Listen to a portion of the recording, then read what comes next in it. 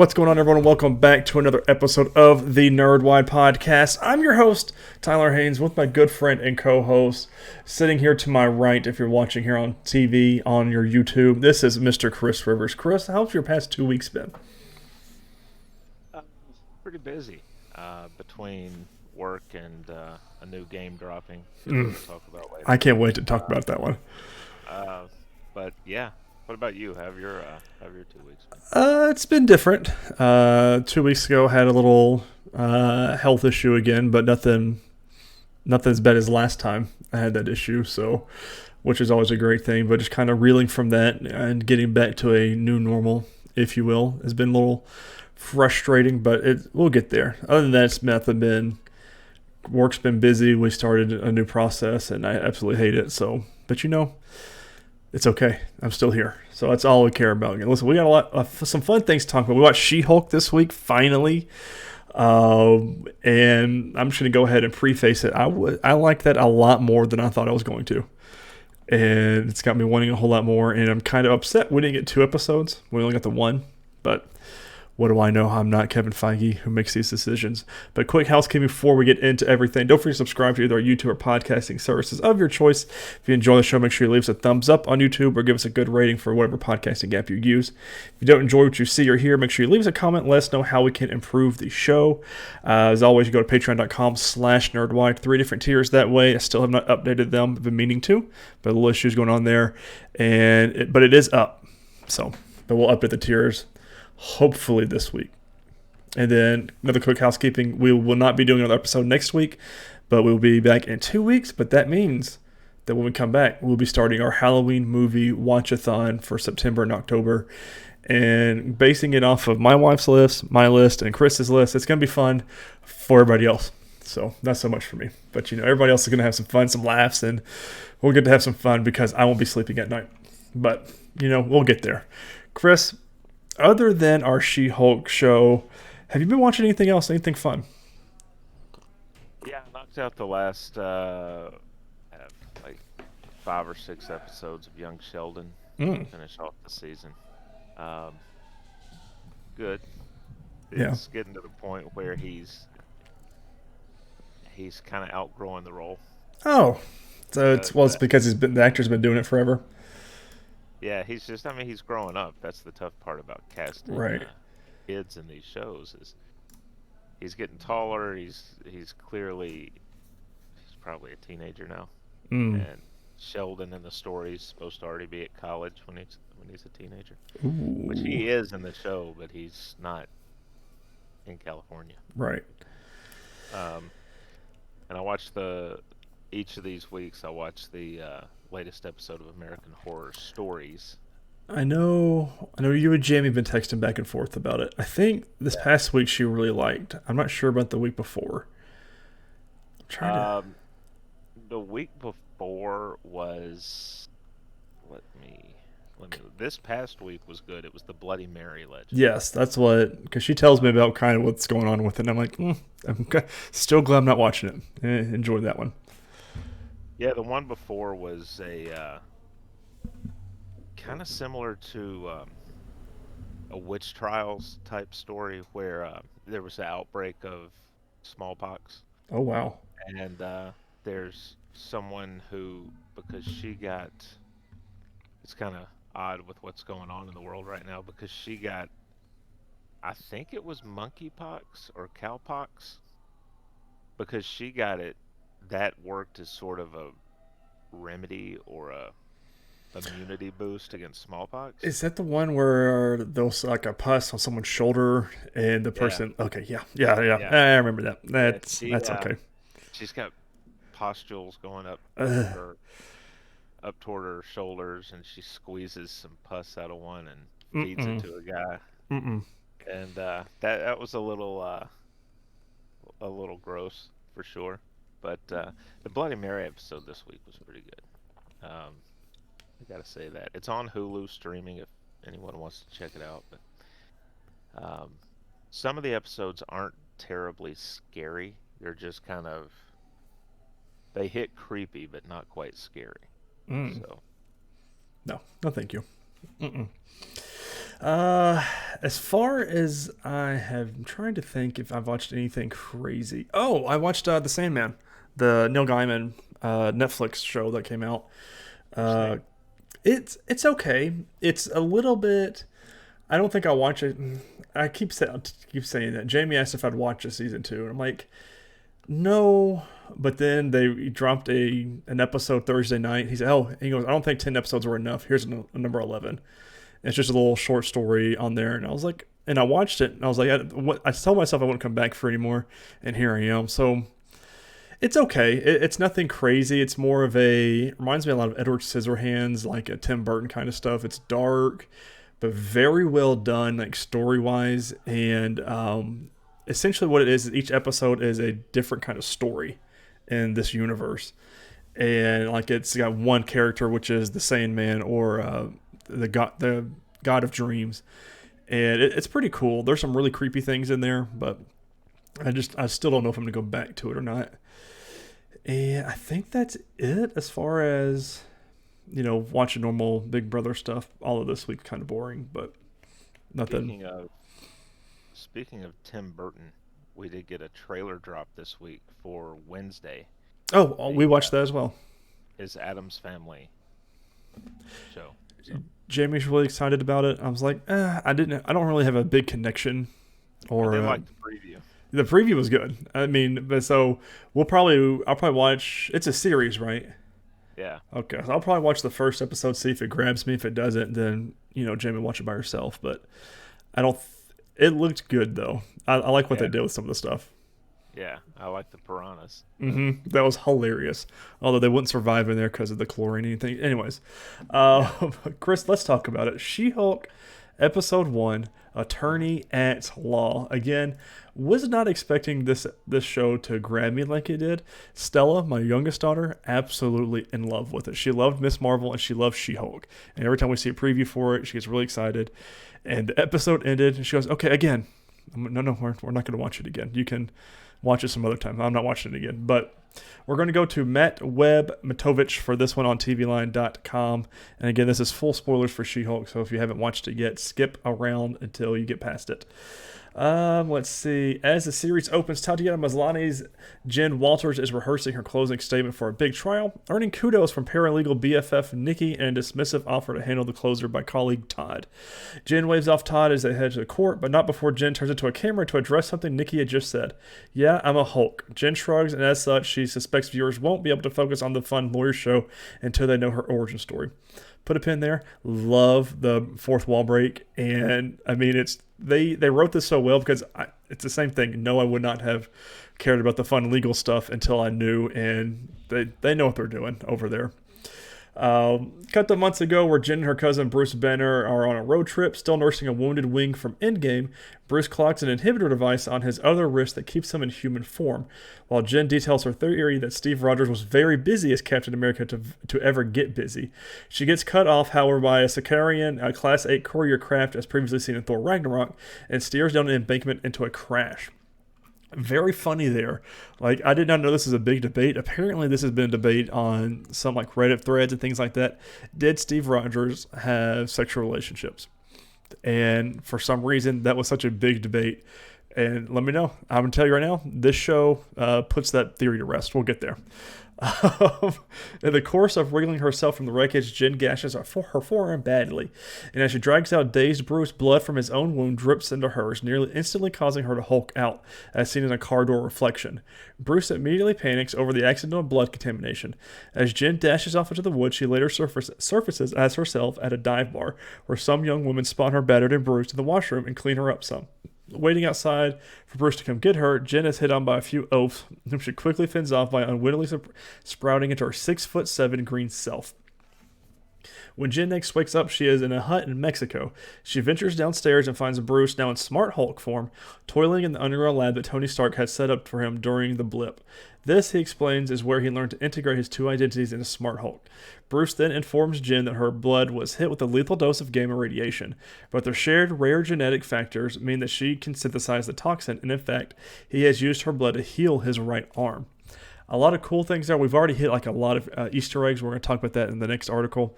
But there are a lot of Easter eggs that have been happening as we're going through this.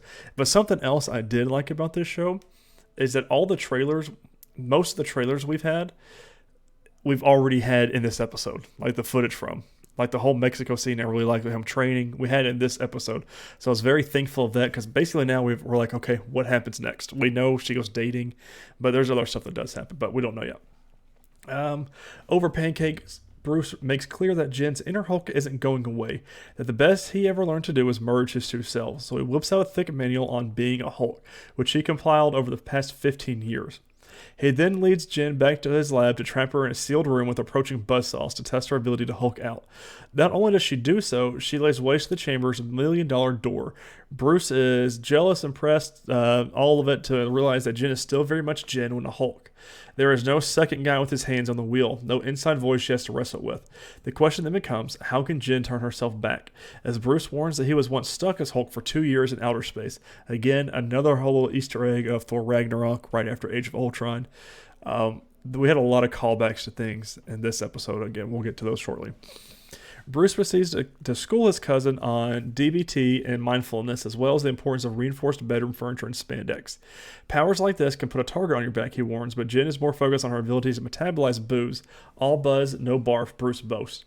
The next day, while nursing a Hulk-sized hangover, Jen maintains, I'm not going to be a superhero, but simply return to the career that she spent a lot of money and years building. Bruce contends that there is no way to live between what we want and what is, if she can control her rage. Jen hits Bruce with the reality that as a woman, she had had more than her share of experiences suppressing anger, whether being targeted by catcalls, suffering through mansplaining, or fearing every step when out walking late at night. After demonstrating that she can transform between herself and She-Hulk at will, Jen packs to leave Mexico, but Bruce argues, who is going to protect the world if it isn't people like us? Jen shoots back, I'm not going to become you and have my life taken away from me, pointing to his kind of sad, oft isolated existence. Why would you want that for me?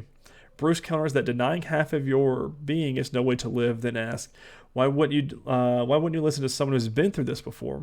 As Jen literally Hulk claps back at her cousin, a big green brawl ensues, leading to the wrecking of Bruce's self-built tiki bar. Tensions cool as Jen helps Bruce rebuild the bar, during which he concedes that she can return to her normal life. When he cut back to Jen's office, where she tells the viewer, so that's how it all happened. My family knows, Nikki knows, now I'm going to win this case. Lawyer show. Love it. Absolutely love it. Jen Walter's super secret is about to come out, though, just as she goes to deliver her closing argument. A superhero named Titania literally bursts through the courtroom doors. Nikki quietly urges Jen to do her thing, publicly for the first time, and favorite outfit be damned, Jen kicks off her heels and swells into her She-Hulk form to clobber Titania. Once this very random and to be explained later threat is neutralized, Jen returns to her normal self, clothes a bit tattered, and plainly tells the judge, I'm ready to give my closing argument now. Which leads to the closing credits, and there was a bonus scene. Did you watch it? Okay. Bruce sets the record straight that Cap's alleged virginity. And She-Hulk says, Captain America, fuck, and it end credits. Absolutely loved it. Chris, what did you think of the whole episode? I really liked it. I liked the fact that we finally got the explanation of, because we were wondering what happened between Endgame and the end credit scene in Shang-Chi, Mm-hmm. because all of a sudden there's Bruce with his arm in a sling, Right. and so we kind of got some more info there, um, And where he was, too. and where he was, Right. yeah. So, I mean, that was nice. The humor is done well. Mm-hmm. No screaming goats. Yeah, no screaming goats. So it's that's very, very good that they found that sweet spot with the humor again. Mm-hmm. You had the creepy guys that followed her out of the bar, and she scares them off. There's a lot of just nice little moments in the show, Mm-hmm. and the fourth wall breaking. We saw one of those moments in the trailer, Right. where she looks back at the camera as She-Hulk and says, "He doesn't mean that," Mm-hmm. and then kind of does a double take to the camera, like. So because we were wondering after seeing that trailer, oh, are we going to get a fourth wall breaking show? And we are, and I'm glad. Yeah. I like how Deadpool does that, and now how She-Hulk's going to. And she did it, I mean, 3 times technically, right at the beginning, during that scene we saw during the trailer, and then right at the end, after being caught up. It's going to be a lawyer show now. So I'm very curious to see where we go from here because, like I said earlier, we've hit a lot of the major trailer points that a lot of the fluff of it, which was just her training and becoming She-Hulk. And we got a lot of Easter eggs this episode. I'll scroll through some of these. Nikki mentions that Jen has a savage look that she could use in the courtroom. This is a nod to the first Marvel She-Hulk comic from 1980, which was actually titled The Savage She-Hulk, issue number 1. Right from the start, She-Hulk's, we talked about the fourth wall break. Let's see, while driving with Jen, Bruce reveals how he created a device that keeps him out of his Hulk form. This finally answers the question why Bruce did not look like Smart Hulk during the Shang-Chi and the Legend of the Ten Rings mid-credit scene. You could even spot the device in Shang-Chi 2 on his left arm, which it has a picture here of that scene.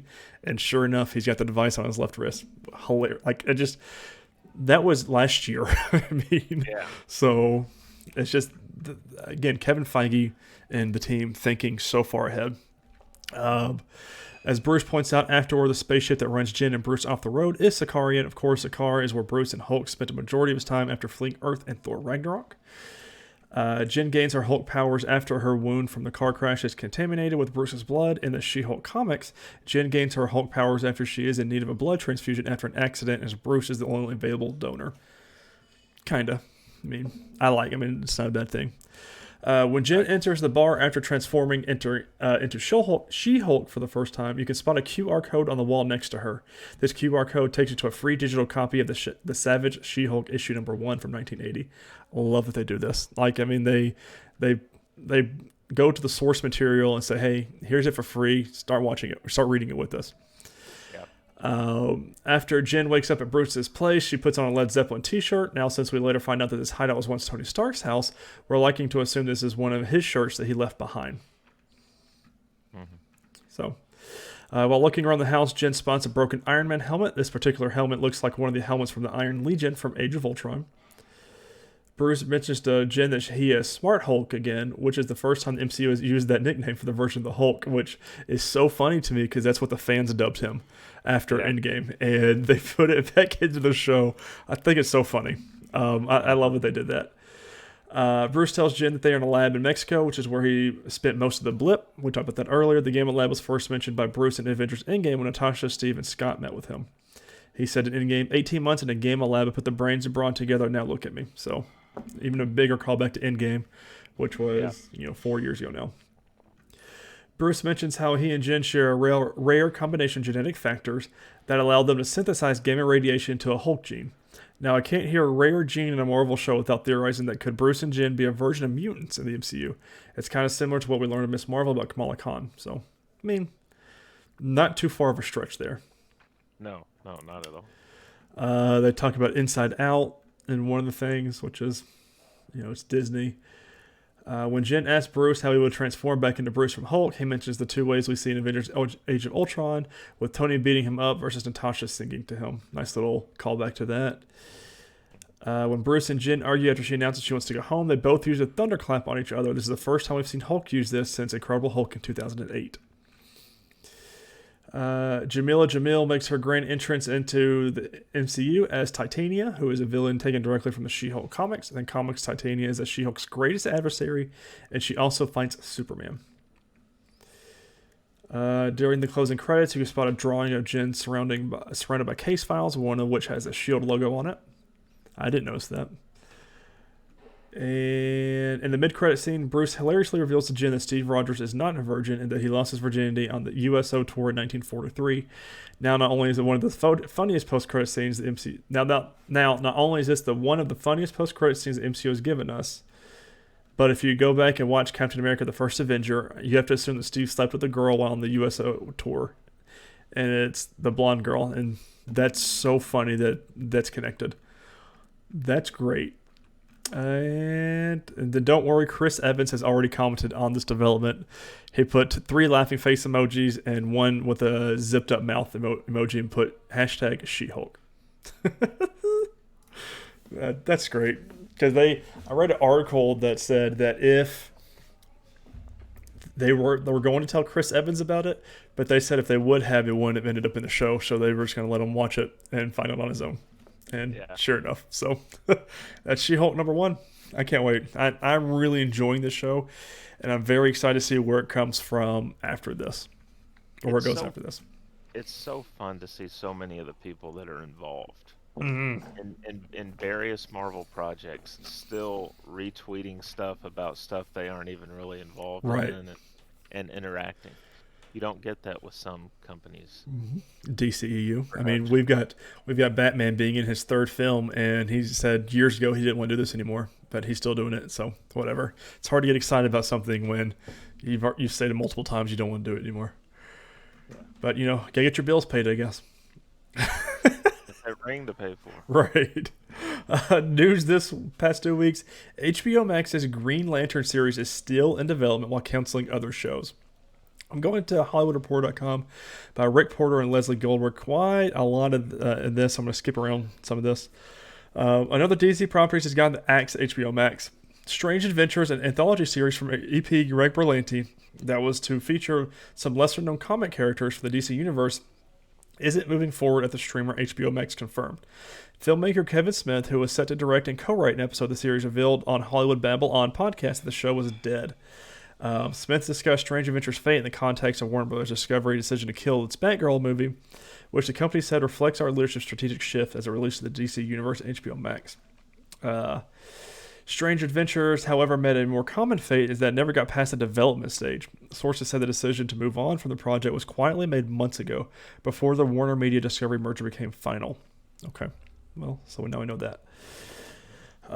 Green Lantern remains on track at the streamer, sources say, with Finn Wittrock and Jeremy Irvine set to star in Lee Toland Krieger, Superman and Lois, and You on board to direct the first 2 episodes. Sources say all involved are taking their time with the effects heavy show, the priciest series Berlanti Productions has ever mounted. In order to get it right, Berlanti co-wrote the screenplay for the 2011 Green Lantern feature film, which was panned by critics and considered a flop, grossing $219 million with a $200 million budget. So, Yeah. Ben Whitrock, by the way, has been in a few seasons of American Horror Story.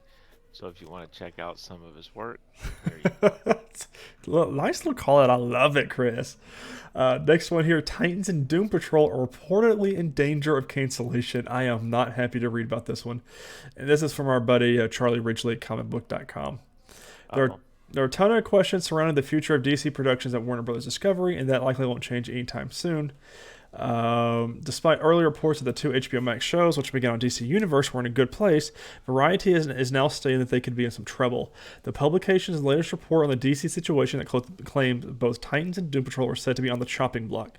At this time, however, no definitive decisions have been made.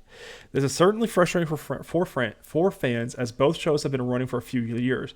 But DC TV has been making big shifts over the past year. The entire Arrowverse will be finished soon as The Flash is entering its final season. And with the new Warner Bros. Discovery leadership team looking to cut costs down for streaming properties, Titans and Doom Patrol are prime candidates to be cut. Which sucks because they're still filming Titans right now. And I have a feeling that they'll probably... See, I don't know. I mean, I don't know. With this whole tax thing they're doing with Batgirl, I have no idea with Titans. Because... They'll probably scrap it. God, I hope not, man. Like, I'm really excited about this season because of Joseph Morgan coming into play Sebastian Blood. And, like, he has been tweeting hints and things, and he says it is one of his favorite things he's done, which, of course, a lot of actors say that about their stuff to hype it up. But I'm really excited about it, and we both love the Titans and Doom Patrol, and I really don't want to see them end. But it probably will get the axe, and I hate that. Disney Plus will launch an ad-supported version on December 8th. This is a nice little thing from Jay Peters on The Verge. Disney's ad-supported tier of Disney Plus will cost $7.99 per month. The current cost of the ad-free plan and will be available during December 8th. The company announced on 2 Wednesdays ago. The same day, there will be a price hike for the ad-free plan, which will cost $10.99 a month. So our plans will be going up in prices. So, yeah, it's the streaming world where trying to cut cable, but you know what? You have to pay the same amount of cable for everything else. Makes no sense to me. I hate it all. And last one here. This is a fun one. What if season 2 will keep getting wilder, says director. Going to comicbookresources.com by Matt Erao. I'm going to skip a little bit on this one too because I talk about some things. Though Andrews promises season 3 of What If will be the most outlandish to date, season 2 will also up the ante considerably, with the format established and a whole new crop of films and television shows to pull from. Andrews teased an exciting next batch of episodes. Quote, obviously more unique stories that slowly get a little bit wilder, said the director when asked about season 2 has in store. The first season, Kevin wanted to keep it a little bit closer to the vest, have a little thing that was different, and that little thing made these things different, but still tied very much to either a moment in the movies or a particular film itself. Now there's some films and things to pull from, so we don't have to have just a tiny moment. We can expand out and things can get a little bit wackier. We take it up a notch in season 2, and then in season 3 we just go even wackier. In season 2, we have different characters that we haven't really gotten a chance to play with before, and see how they're integrated with some of the favorites that come back. There's lots of really cool stuff, and I can't wait for people to see it. I mean, I'm in. He says earlier in this article, I thought it was interesting. Let me see. I want to get to let's see. Despite the seemingly limited scope of the premise, Andrew said the What If creative team actually had way more ideas than they could turn into episodes. Quote, it was a process, but it was pretty amazing coming up with them all once we got our head writer involved. She brought in one of her partners, Matt Chauncey, so it was A.C. Bradley and Matt, and then executive producer Brad Winterbaum and myself, and we would sit and just spitball, Andrew said, and we just got an embarrassment of riches. We got so many episode ideas, and Kevin Feige was like, just give me a list of 30, and then Kevin went and whittled it down. Yeah. So. There is one other bit of news that's not on the docket that I sent you. Oh, I couldn't get it to pull up on my Oh, phone. Let me see if I do it now. Because I tried getting it earlier. And okay, there it goes. It looked like Screen Rant was down for a minute. So this is from Screen Rant. Marvel secretly created another Hulk in Phase 1 and no one even noticed. This is by Kevin Erdsman. While Jennifer Walters is the newest Hulk to join the MCU and She-Hulk Attorney-at-Law, a secret Hulk may have been created way back in Phase 1. Considering She-Hulk's origins and her new series, it's possible that Bruce Banner inadvertently made another Hulk long before his cousin even got the green skin and enhanced strength to match his own. Both cases will be the result of Bruce Banner's gamma-irradiated blood. I'm trying to see where they kind of did some She-Hulk spoilers there. While the MCU origins of She-Hulk are exciting on their own, Jen's rapid transformation... Bruce Banner's blood was, as seen in 2008's The Incredible Hulk. Banner was a fugitive on the run from General Ross. Trying to live under the radar in Brazil, Bruce has worked at a bottling factory. He cut his finger, resulting in drops of blood falling onto some bottles. While he thought he had recovered the blood and its rare gamma properties, Banner missed some which had landed in a bottle at Pingo Doce, a soda that would end up in the fridge at Marvel Comics legend Stan Lee himself. The 2008 film confirmed that Stan Lee received gamma sickness after drinking the soda contaminated his blood. While this is what alerted General Ross to Banner's location, there was no further elaboration as to what happened to Lee following one of the first cameos in the MCU. Considering how fast Jen turned into a Hulk after making contact with Bruce's blood She-Hulk, perhaps Stan Lee likewise turned green just as quickly, becoming a secret Hulk with MCU off-screen. That's a fun theory. Yeah. I am all about it. Yeah. Oh.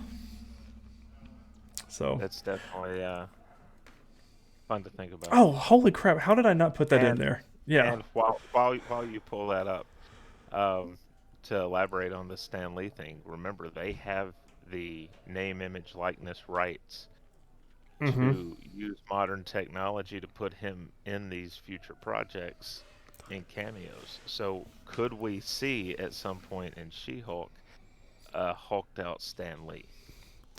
Maybe just like a fun little cameo at the end of She-Hulk, maybe, or something like that. Oh, that'd be fun. And I completely bumbled him to put this on the list. I still have it in my phone. Jordan Elsis leaves Superman and Lois ahead of season 3. This is a crazy story, by the way. I am every time I read it and see it, I'm still blown away. This is by superherohype.com by Blair Marnell. Things are going to be different on the Kent farm when Superman and Lois returns for its 3rd season. Deadline is reporting that Jordan Elsis, the actor who portrays Clark and Lois' son Jonathan Kent, has left the series after 2 seasons. According to the report, Elsis, I'm assuming that's his name, did not report back to the set in time for Deadline to begin working on season 3. Subsequently, Warner Bros. TV confirmed his departure from the show. In a statement by a Warner Bros. TV spokesperson said, Jordan Elsis has notified the studio that he will not be returning to Superman and Lois for season 3 due to personal reason. The role of Jonathan Kent will be recast. At press time, LSS has not posted about his exit on social media accounts, but given that the third season was about to enter production, a replacement will have to be found soon. Bonkers. So something strange is happening then, Yeah, because there's something going on there. they said he missed the deadline to appear and then inform them that he wouldn't be returning. Mm-hmm. So this wasn't something where his contract was up Right. and they didn't work a deal out. This is something that they were caught off guard by. I wonder if there was something going on behind the scenes, maybe. But every time any of the actors actresses posted anything on social media, they were all getting along fine, and Right. everything was great. They were all going to cons together and doing things. So I I wonder if wonder if it's it something in was personal life that has not come out yet.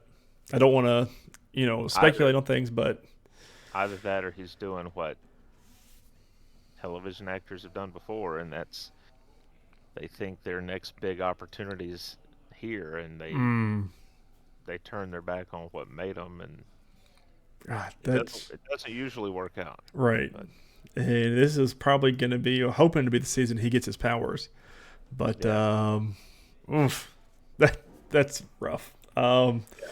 Releases for the past next 2 weeks, or this past week and this week. Thursday, August 18th, Shield Katrina Law. They're also Thursday, August 18th, He-Man and the Masters of the Universe. The new season dropped on Netflix. Also that day, Tekken Bloodline dropped on Netflix. And then this Sunday, this day of recording, August 21st, House of the Dragon, the Game of Thrones spinoff on HBO Max. And listen, I am so dang excited about it. I don't know why. I really don't. I'll watch it tomorrow on Monday, but because it's 9 p.m. our time. But I'm really excited about it. Just I want to go back into that world and get enamored by it. But we'll see if I actually do or not. So, yeah. Well, you'll have to tear yourself away from Big Brother. well, To, they sleep. So this week's been a pretty that's when boring week, so it'll be another that boring. that's when you're supposed to sleep too. Is Oh when no, you're they don't go to bed till like 7 o'clock our time in the morning, and I don't get oh it. yeah, Yeah, I don't know how they stay up till 5 in the morning. I do it all the time. But I can't. um, all right, on to movies. So have you watched anything else, movie wise? No, we were going to watch Sonic 2 this weekend, Yeah, but we decided not to. We just watched a couple of some of our shows and just kind of hung out. I did catch yeah, pieces of Clifford the Big Red Dog, but that's because Stella was watching it, so yeah, I don't really call yeah. it that. Um, yeah, I didn't really watch anything but our main movie, which over a 2 week span is kind of weird, but I I've just had other stuff I've been doing. Yeah. Um, so our main film that we're going to review is Uncharted, and let's give a brief synopsis. It's do you want to do full spoilers or do you want to? Uh, because it came Because out. it's new to streaming, but it was in theaters, and Yeah, it came out in February, so yeah, let's just full spoilers for this. Full spoilers for Uncharted. all right. So I'm going to lead in with a synopsis. Run down the cast list as we go. Treasure hunter Victor Sully Sullivan, played by Mark Wahlberg, recruits street smart Nathan Drake, played by some guy named Tom Holland, Never heard of him. uh, to help him recover a 500-year-old lost fortune amassed by explorer Ferdinand Magellan, not shown in the movie. What starts out as a heist soon becomes a globe-trotting white-knuckle race to reach the prize before the ruthless Santiago Moncada, played by Antonio Banderas, can get his hands on it. If Sully and Nate can decipher the clues and solve one of the world's oldest mysteries, they stand to find $5 billion in treasure, but only if they can learn to work together. The film also stars Sophia Taylor Ali as Chloe Fraser and Tati Gabrielle as Joe Braddock. There are other people, but you can find them as you do. Um, we do have depiction in this of Nathan's brother Sam. Mm-hmm. Um, it's hard to know what we find out in the movie, whether it's true or not. we're led to believe eventually in the movie that Sam is dead. I don't think he is. Um, The whole no, movie, I was like, I he's making a comeback. So, and and there is a post credit scene mm-hmm. where we see Sully and Nathan working together. Um, and they exit a building, and as they turn around, they see someone that surprises them. We don't know if it's someone from this movie. Could be Sam. Mm-hmm. Um, I'm thinking it's possible that it's Chloe. Right. That's probably the more logical explanation. But they do go on this whirlwind. I like the way that they did the movie. I gave it 3.5 stars on Letterboxd. Every movie like this, to me, I have to compare to Indiana Jones, and so Right. far nothing else has measured up. Nothing else has reached that level yet. The National Treasure movies came Mm-hmm. close for See, me. that's what I always compare them to is the National Treasure films.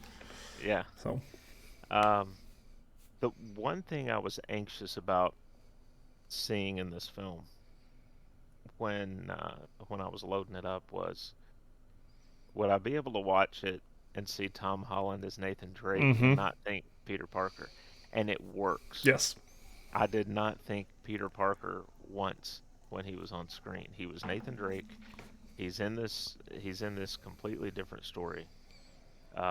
It's got some very cool stunts in Some from this. the video games were Yeah, were really cool. yeah. Um, You've got flying ships. You've got you lead off with some footage from the most popular scene in the trailer, which is mm-hmm. him hanging out of the back of the airplane. So that's kind of where we kick off, and then flashback until we catch up to that moment again. So Yeah. I I really like this movie. I gave it a 4 out of 5 on Letterboxd. I've only played the first game. I played some of the second, but I know a lot of what happens in all 4 games. And so like I was holding a candle to it to make sure, is this going to be a video game movie that just flops? Like, is it not good? Is it too cheesy? Because this was in development hell for years. Because I think this was announced back in like 2012 and went through director changes, went through casting changes. But overall, I really liked this movie and I really want a second one. I was very, very, very concerned, along with everybody else, how they were going to do Sullivan or Sully with Mark Wahlberg. I thought he did fine. Like, I mean, they made him older, but like if you made him as old as he was in the games, a lot of the things wouldn't work as well. It wouldn't be as believable as it was in the movie. I was very excited that they put Chloe Frazer in it, which is she's the main character in the spin-off games, Uncharted Lost Legacy. So I was like, that was very cool. I don't know why I didn't realize that, but the thing that got me that I knew that I was kind of told beforehand, but I forgot until I watched it, that set it up to a 4 for me was that they had the voice actor for Nathan Drake from the video games in one of the scenes, and it was very funny. Nolan North is sitting on the beach. They come up on the water. And he said, "Huh, kind of had an experience like that happen to me once before too." And Tom Holland kind of looks back at him, and then keeps walking. And it was very cool. It's very Nathan Drake from the video game esque. I really like that they did the original outfit of Nathan Drake, just like the dirty baseball tee and cargo pants and everything. That was cool. The action scenes were a lot of fun. The National Treasure s Indiana Jones puzzle solving was a lot of fun to do. Some things you could call out before, like the when he saw all the when he got all the letters from his brother and he put the or fire behind it and revealed the code and things like that. I kind of called before he even started messing with that. The villain, I didn't really like Joe Braddock being the big bad here. I feel like they should have kept Antonio Banderas around a little bit more, but I like the twist they did with that. But after Santiago Moncada died, I was like, okay, this is just a bad person I really don't really care much about. But like with Antonio Banderas' character, I was like, he has a motivation for why he's trying to find all of this. Um, the mercenary group, I was like, it's just another mercenary group. I could care less what happens to these people. So, but I enjoyed it. I really liked this movie. if you took it independent from the games, it's Mm, enjoyable. right. I think if you played any of the games, you're gonna enjoy it because there are those little Easter eggs that you can um, you can look for. The thing that I didn't like about killing off Antonio Banderas' character, I felt like he would have been set up so well. Like he's got the personal reason for wanting to find this treasure Right. because of its tie to his family. And then Nathan spoils that. And then that prompts him to chase another treasure to try and prop his family fortune back up. And Right. Nathan spoils that. Like they keep bumping into each other. It would have been great to see that go over several films and have him be this mastermind behind it Right. that keeps getting foiled. Um, or maybe he gets a small score that carries him over a little ways. So I didn't like that they killed him off. Right. Like almost halfway through the movie. Yeah, it is a good twist. I mean, it because you don't see it coming. Right. Um, and it's kind of tied to an earlier twist that you pretty well know about. Like it's telegraphed in some ways, Mm-hmm. but for why the person that kills him. Right. Um, yeah, I like the way that like we see Nathan tending bar early in the Mm-hmm. early in the film. He's basically picking people's pockets, right? He's slipping bracelets off their wrists and stuff, and finding ways to, because it's expensive to live in New York, man. You Mm-hmm. can't do it on just a bartender's salary. Don't know why you don't go elsewhere. And then, People just want to stay in New York, I guess.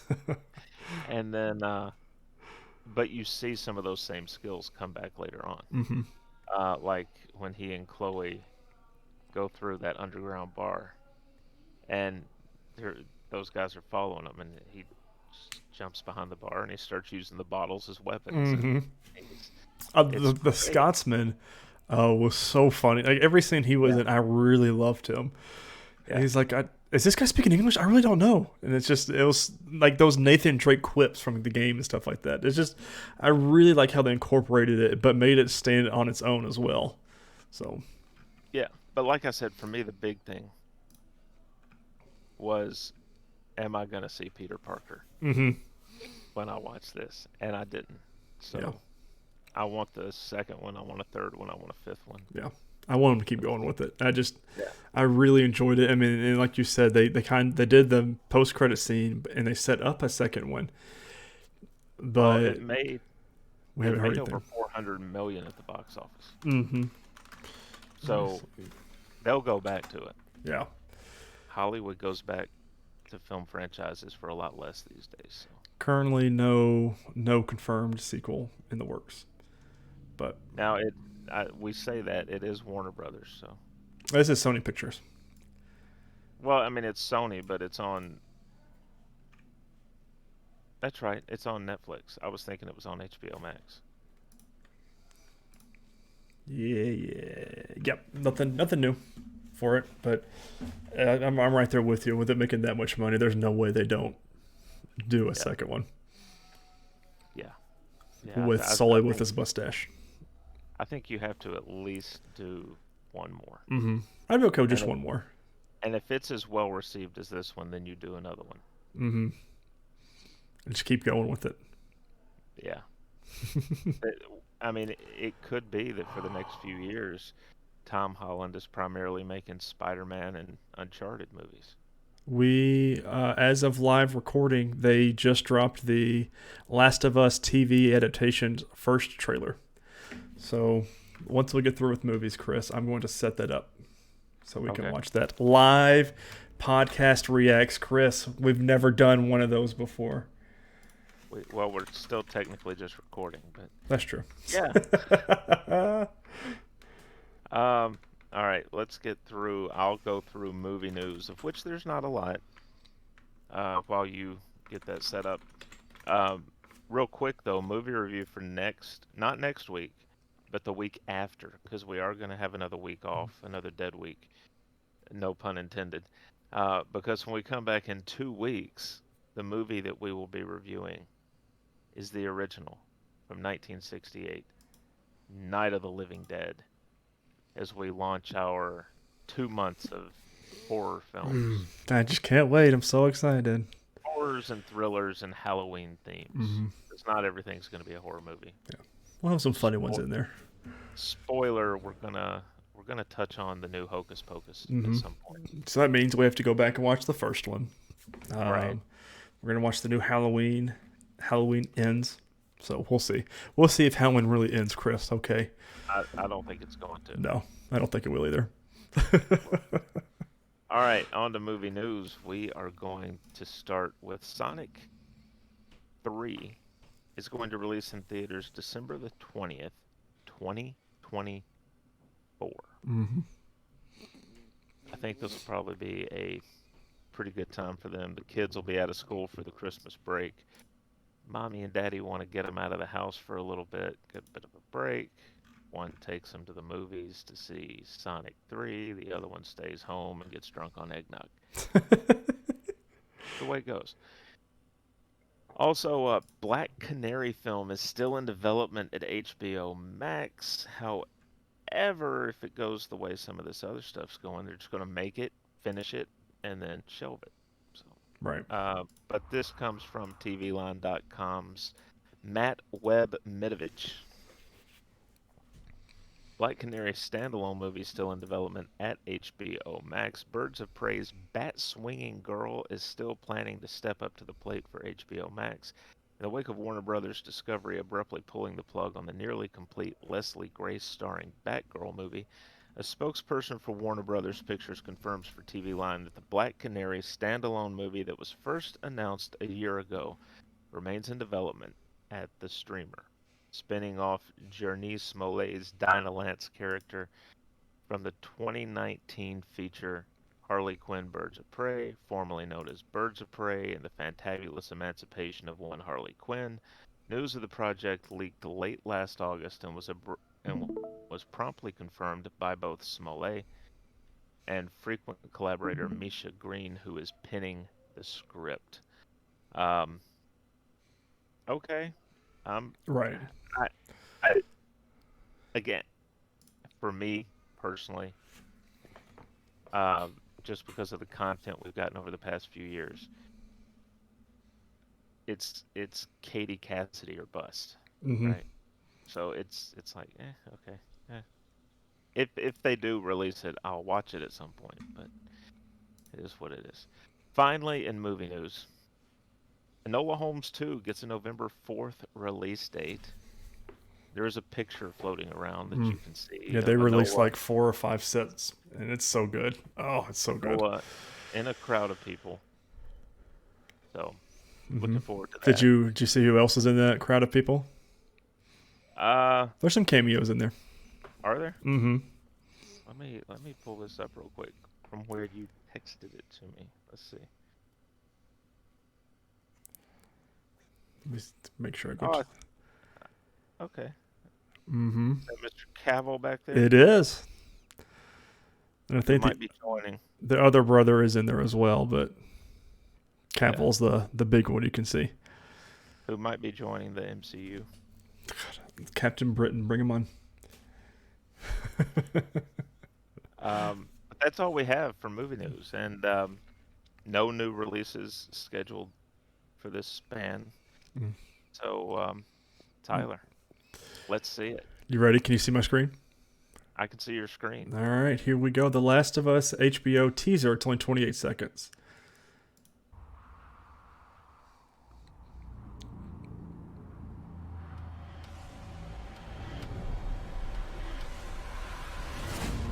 Everybody I have cared for has either died or left me.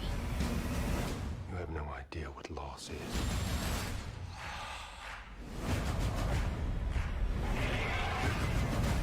I don't know. Don't know how I feel about that. But his line here. Died or left me.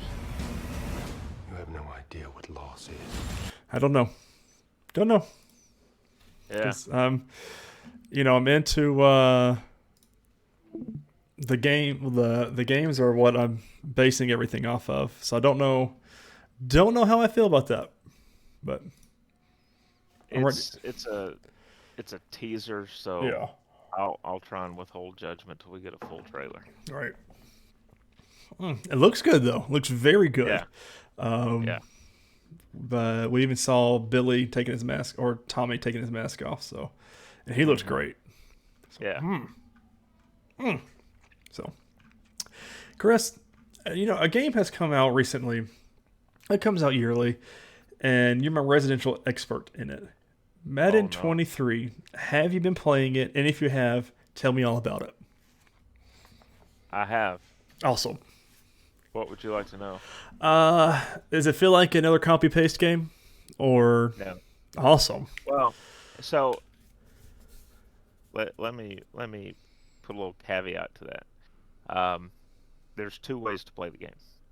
You can play the more classic passing system, or you can play with the new field sense system. What is that? I- If you put time into the new field sense system as a quarterback, for instance, you can make back shoulder throws. You can drop the ball in more precisely Hmm. to where only your receiver can get it, as opposed to hoping for an animation. It gives you a little bit more control within the game. So it's kind of up to how you want to play it.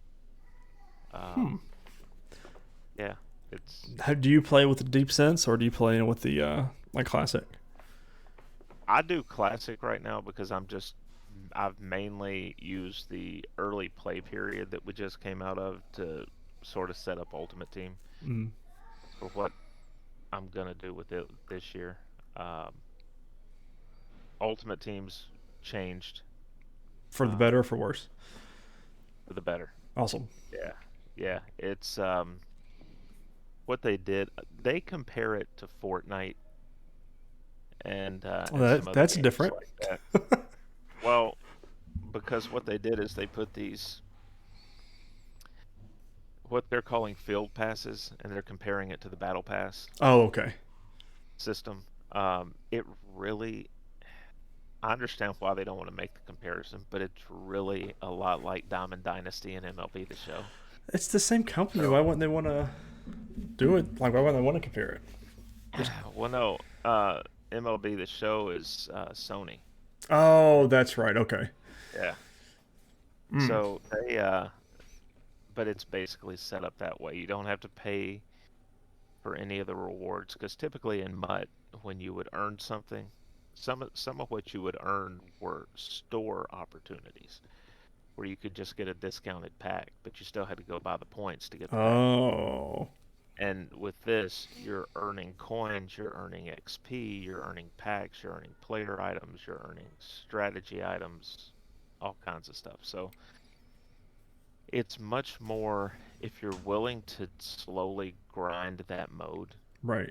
you can get good cards and you don't have to pay anything. You don't have to take your money and complete any microtransactions.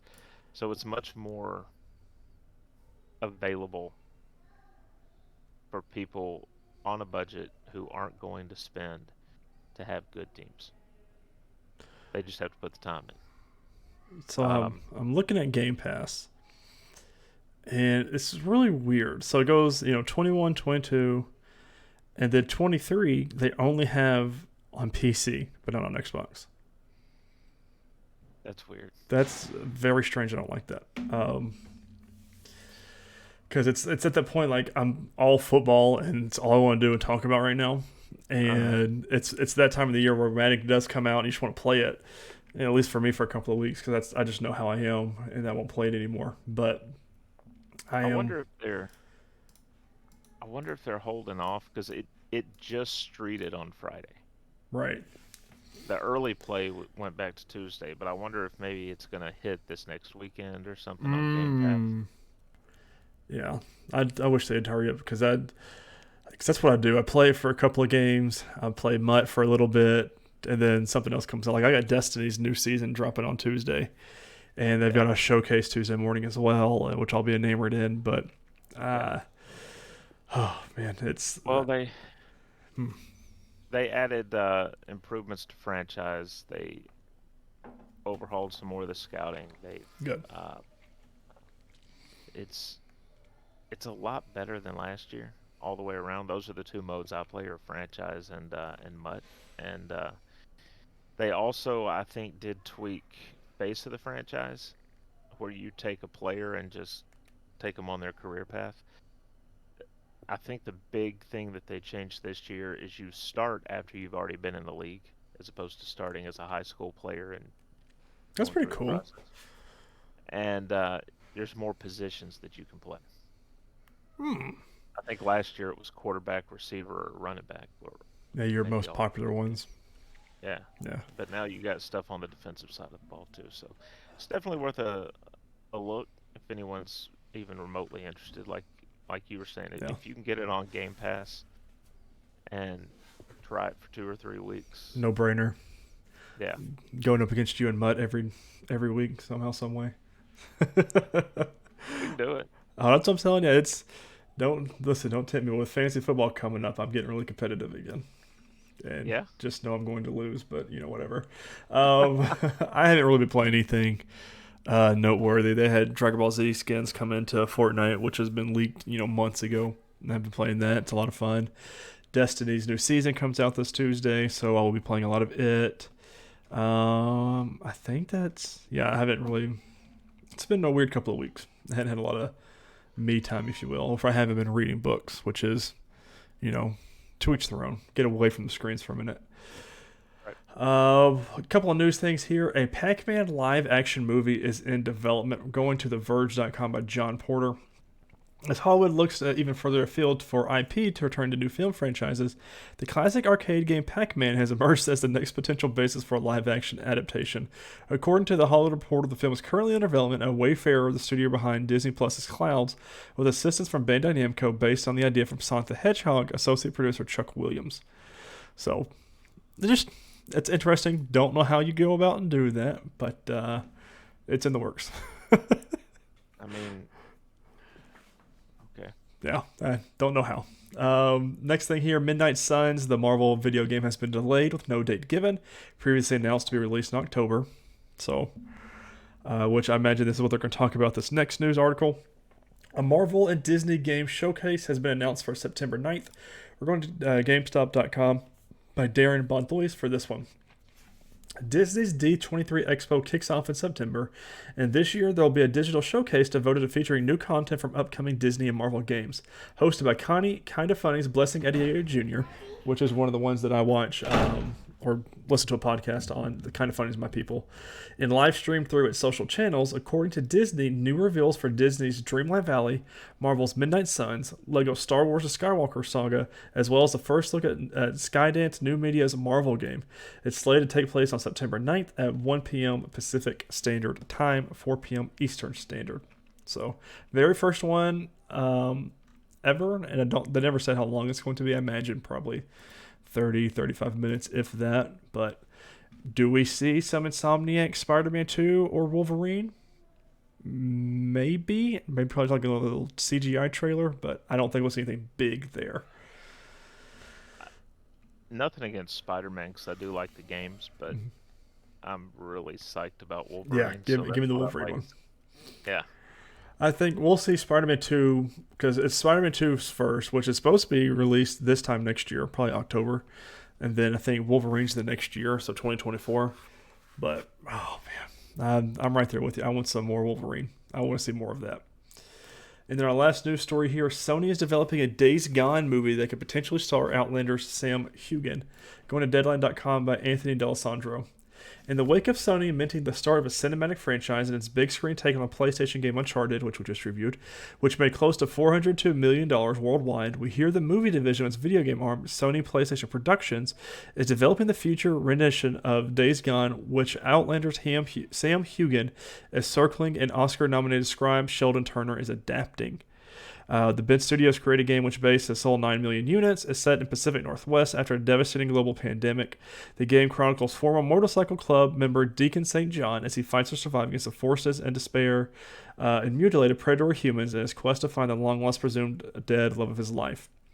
So, and he says Human will play Deacon, and I hear Turner's script will be a love ballad to motorcycle movies, the bike being Deacon's sole form of transportation. His horse in this world will be a modern-day Western. So, why not get, I mean, I don't know, the character that actually played him and mocapped for Deacon St. John, Sam Witwer, who is a very popular actor, to play his character in the movie.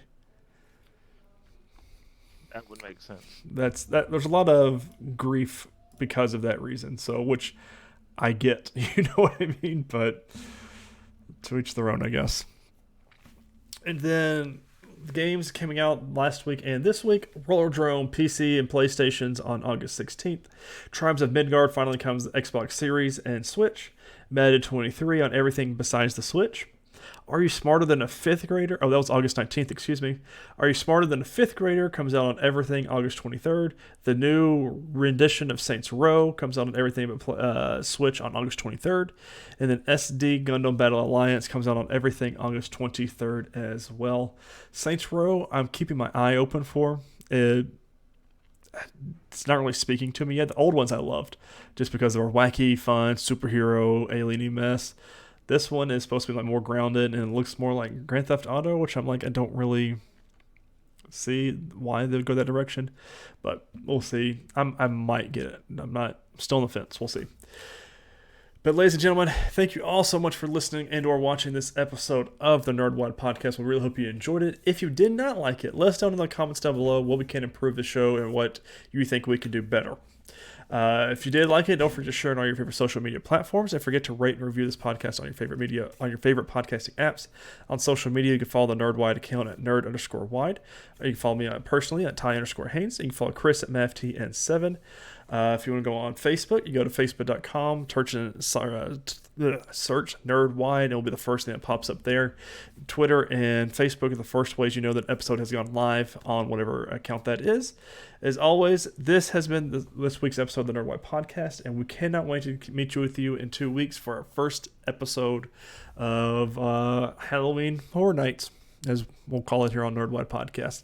Will be fun and scary, and I just can't wait. I'm so excited. Yippee.